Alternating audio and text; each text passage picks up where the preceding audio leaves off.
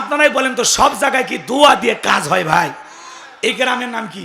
বিজয়পুর। মনে করেন উদাহরণ এক্সাম্পল দিচ্ছি কথা বোঝানোর জন্য। মনে করেন এই গ্রামে প্রতিদিন চুরি হচ্ছে, গরু ছাগল চুরি হয়, গহনা গাড়ি চুরি হয়, এমনকি সুন্দরী বউটাও চুরি হয়। চোরের অত্যাচার এলাকায় থাকাই যাচ্ছে না। তো একজন বাজার থেকে 10 কেজি জিলেপি নিয়ে এসে ইমামকে দিয়ে বলতেছে, হুজুর চোরের অত্যাচারে গ্রামে থাকা কঠিন, একটু দোয়া করেন আল্লাহ যেন চোরের হাত থেকে এই বিজয়পুরের মানুষকে হেফাজত করে।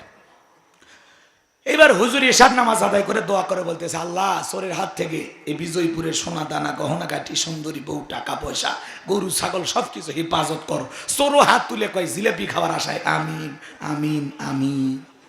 কারণ চোর কি সব বাইর গ্রামে থাকে না, ওই এলাকারও 2-1 থাকে, কথা কয় না। না হলে কার বাড়িতে কি আছে এই তত্ত্ব কেউ জিবরাইল দিল, কথা বোঝেন না?